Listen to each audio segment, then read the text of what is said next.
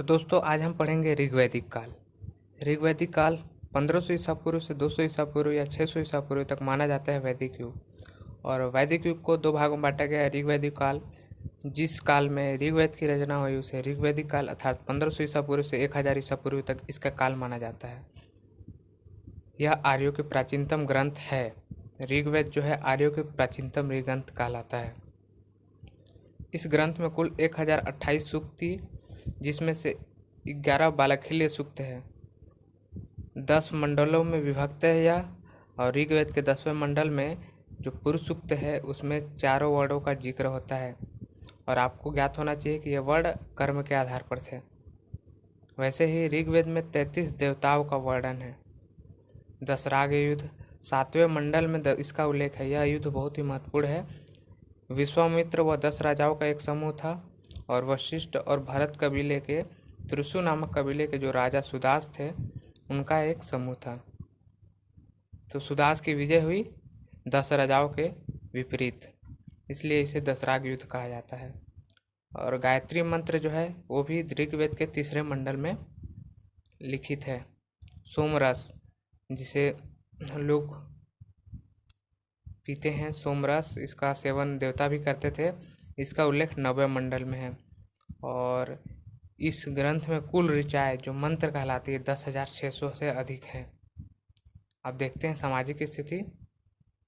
तो ऋग्वेद में जो पारिवारिक जीवन था इसकी आधारभूत जो इकाई थी परिवार था। पितृसत्तात्मक व्यवस्था थी, संयुक्त परिवार प्रणाली थी, पुत्र का गोद लेने की प्रथा भी थी और गृह पत्नी का आदर किया जाता था पूरे परिवार में। गृह पत्नी अर्थात जो भी मुखिया होता था उसकी पत्नी। भोजन व मनोरंजन के क्षेत्र में देख सकते हैं कि मनोरंजन में संगीत, नृत्य, रथ दौड़, जुआ, शिकार और विशेषतः संगीत के बहुत प्रेमी थे। भोजन में दूध का विशेष महत्व था। घी, पनीर का व्यापक प्रयोग होता था। प्रायः लोग भेड़, बकरी व बैल का गोश्त भी खाते थे। और मदिरा पान अत्यधिक प्रचलित था। जबकि ऋग्वेद में इसे अधार्मिकता व अपराध प्रेरक भी बतलाया गया है कि अधार्मिकता बढ़ाता है, अपराध भी बढ़ाता है। वेशभूषा में देखते हैं कि सूती वस्त्र, रंग बिरंगे कपड़े, मृग छाल पहनते थे। 2 वस्त्रों का प्रचलन था। वास जो नीचे पहनते थे जिन्हें धोती स्वरूप होता था, और अधिवास जो ऊपर पहनते थे। बाद में निवि जो अंतः वस्त्र होता है उसका प्रयोग किया जाने लगा। और स्त्रियों द्वारा विवाह पर एक विशेष रूप से वस्त्र धारण किया जाता था। उस वस्त्र को वधूय कहलाता था। आभूषण स्त्री पुरुष दोनों समान पहनते थे। औषधि ज्ञान और शिक्षा में देख लेते हैं। प्रमुख बीमारी यक्ष्मा बताया गया है और इसका इलाज जड़ी बूटियों द्वारा ही किया जाता था। ऋग्वेद में शल्य चिकित्सा का भी उल्लेख है। शिक्षा हेतु गुरु आश्रम भेजा जाता था बच्चों को उपनयन संस्कार के बाद।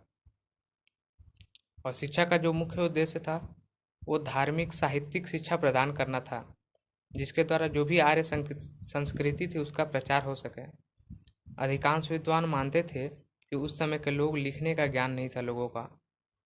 जाति प्रथा, ऋग्वेद में कहीं भी वैश्य व शूद्र का शब्द का प्रयोग नहीं किया जाता है, ना मिलता है। और जन्म पर नहीं कर्म पर आधारित थी, जो कि 10वें मंडल में पुरुष सूक्त में पहले ही बताया जा चुका है, उसमें वर्णन है। विवाह धार्मिक व पवित्र कार्य इसको माना जाता था विवाह को। और विवाह के अभाव में जीवन अपूर्ण समझा जाता था। बाल विवाह का उस समय प्रचलन नहीं था। स्त्रियों की दशा सम्मानजनक थी। सभी को अपना जीवन साथी चुनने का अधिकार था। वे आजीवन अपने पति पर आश्रित रहती थी। कन्या का जन्म अशुभ माना जाता था क्योंकि पितृसत्तात्मक परिवार था, इसलिए यह नॉर्मली बात है। आर्थिक स्थिति में देख लेते हैं। कृषि उपज अवस्था में थी। सांड द्वारा भी हल खींचने, हल से बनी नालियों में बीज बोने, दराती से फसल काटने का उल्लेख भी मिलता है ऋग्वेद में। पशुपालन में देख लेते हैं कि ऋग्वेद में अनेक स्थानों पर पशुधन की वृद्धि हेतु देवताओं की आराधना की गई है, जो आज भी की जाती है हमारे संस्कृति में। गाय का विशिष्ट महत्व है। आज भी हमारे संस्कृति में, हिंदू धर्म में गाय का विशिष्ट महत्व माना जाता है। आखेट में धनुष और बाण का मुख्यतः प्रयोग किया जाता था। जीवन निर्वाह और पशुओं की रक्षा के लिए भी आखेट किया जाता था। और ऋग्वेद में निधापति, जिन्हें चिड़ीमार कहा जाता है, उसका उल्लेख मिलता है। दास और सेवक जो थे उनको मछली पकड़ना, शिकार करना निषिद्ध था। तो दोस्तों अगले वीडियो में हम लोग देखेंगे धार्मिक दशा, राजनीतिक स्थिति, प्रशासन व्यवस्था।